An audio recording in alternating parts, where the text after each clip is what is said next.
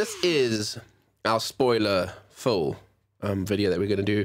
So if you are planning on watching, maybe watch this video after you've seen the movie yourself, and then shout at the screen, argue with us, agree with us. Let us know in the comments section that we never read. I'm kidding. Okay, so Jurassic World Dominion. Nice. Sorry. We had a theme going. The spoilers, or at least the deep dive on the movie. Anything that leaps into your mind first? So I know I semi-mentioned this in the spoiler-free one, but it's, I can go a little bit more depth now. But I was talking about how I didn't follow the series, but there was certain things like I could tell. It's like when there were moments happening between the old and new characters, I'm like, I don't get that, but I can see it's a fan moment, or I can see they're linking something, or it's and even though you told me about the cloned little girl, what I think they did really nicely is, even if you hadn't told me, they kind of do. I'm like, at first I was like, yeah, what this? Why are they looking up? And then why is she so special? Why is she so important? And then and they're kind of like tied up, and you seeing the footage of her mom, and it like helps her like know that her mom didn't abandon her on purpose and stuff. And that also tells us the story of her. Yeah, and then they also explained the little his name's Blue, I think. Yeah. It's a mother. Yeah. Well, yeah. The beta raptor. Yeah. Yes. And the significance of it being able to produce on its own, and so what I think they did really well is if by some chance someone was like me and just didn't keep up, like they still, without going too down the rabbit hole, like it still was like self-explanatory, which I appreciate.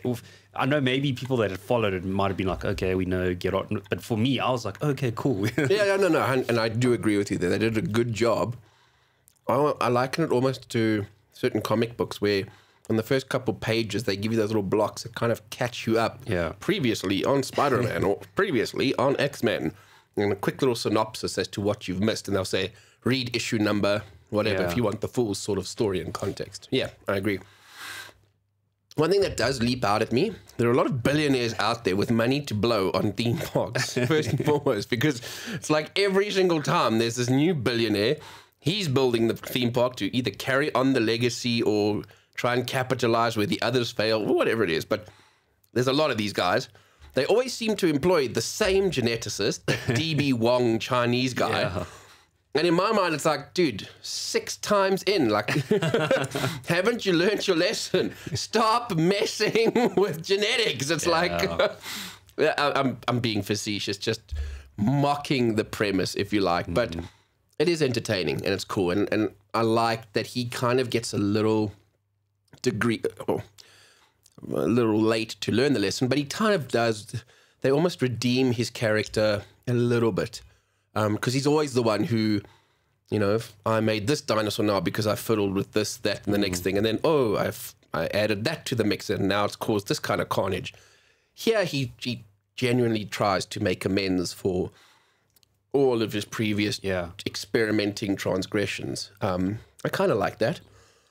One thing that I have noticed, especially in the Jurassic World series, and I'm actually kind of curious to go back to some of the others and see if it happens there, but in each one of the Jurassic World movies, they find a moment to do the classic Jurassic Park framing where a T-Rex comes and there's a circular thing, be it a silhouette, or in this one there was his actual head in that rounded fountain, and just for a second, just to brand placement or whatever you want to call it, iconography or whatever. So I have noticed that, and I must say when there's that scene and you saw that little weird fountain thing, I was like, it's a very odd shape for a water feature. Like what? And then, as I saw the T-Rex moving through, I was like, oh my God, it's coming. Here we go.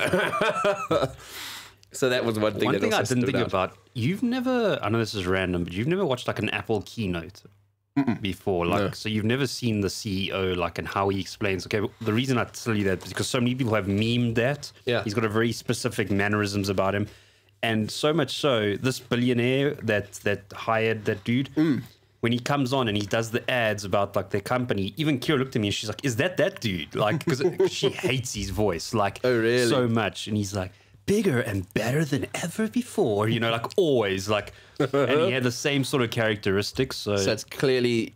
So I don't know if it wasn't unintentional or it was intentional. Yeah. Like the typical billionaire trying to save the planet, but are they really, you know, like 100%? Yeah, their interests lie firmly in the commercial side of things and the money they're going to make. One thing that I did like about this was there were new dinosaurs. They always tend to add new dinosaurs to the fray. They are tried and trusted, so you'll always see the common herbivores. There's a T-Rex always. The Raptors are always in the mix, but yeah, there were some new ones this time around. And what I liked about these new ones was that they were almost showing you. The whole theory was always that, you know, dinos eventually evolved into birds, and they definitely give you that sense where there's a lot more feathered.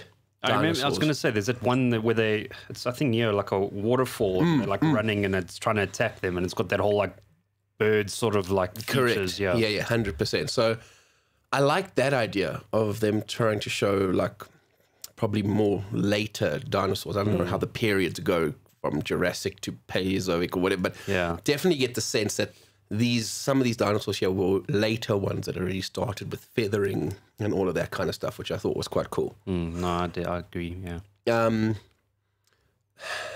using the Raptors as weapons, i.e., stick a laser on, and there were one or two moments where I was like, no, it's a bit flawed, because for me they were like, I'd get it if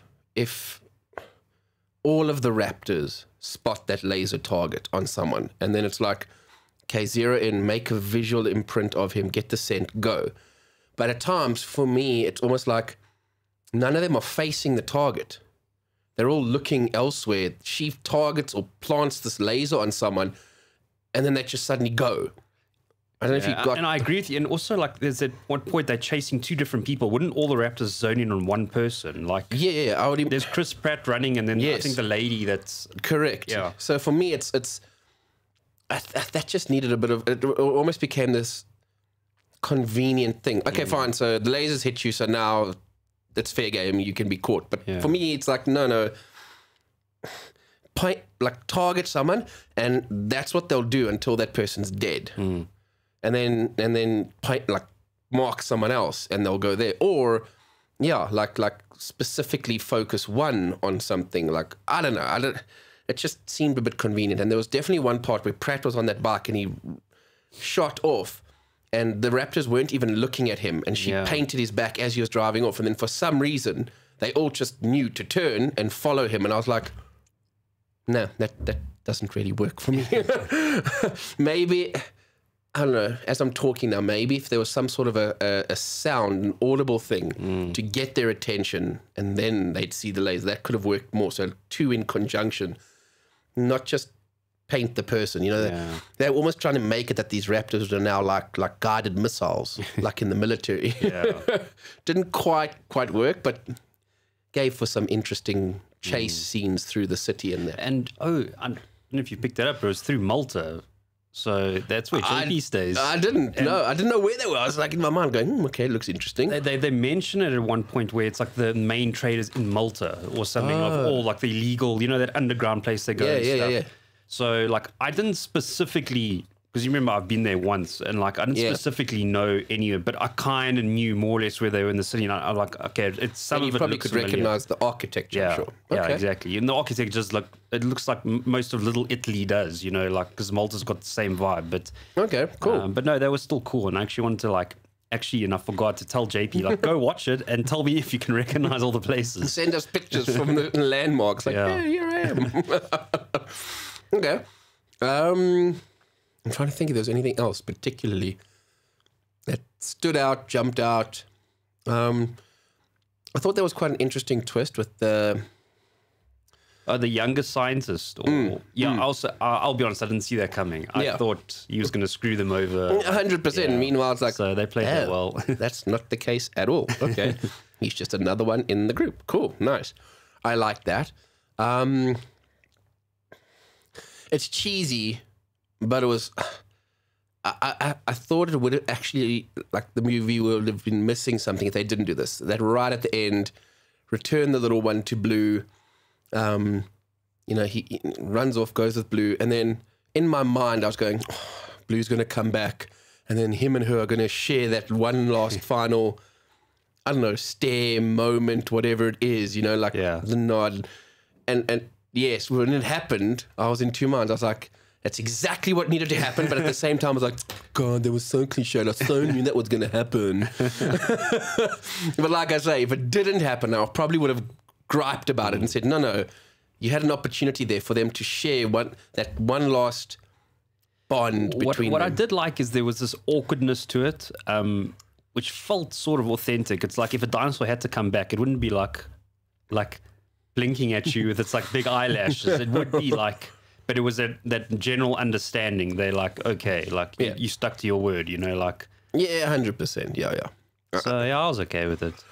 You're right, it was totally cliche, but yeah. Yeah, but if it wasn't there, you would have gone, no, you guys, you missed something. Yeah, for sure. It's just one of those catch-22s, I think, for them. I'm sure they probably on the cutting room floor played with both and were like, go with it or don't. Go with it or don't. We'll catch crap if we don't. So just keep it in there, guys. Yeah, so again, going back to, you know, even after unpacking the movie, with its little flaws or things that I'm going, I still hold by my original ranking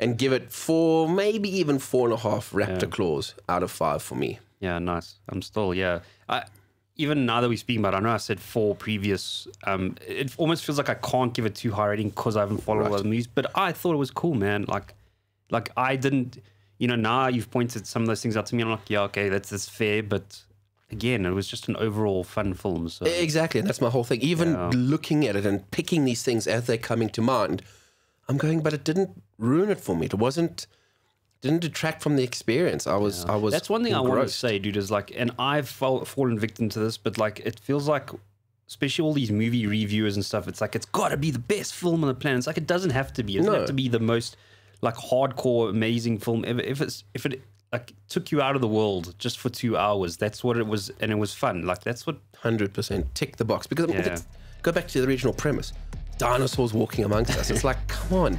it's ludicrous. Yet, if you can, like you say, get lost in that movie for 2 hours, man, it did its job, and it did its job well. So I'm agreed.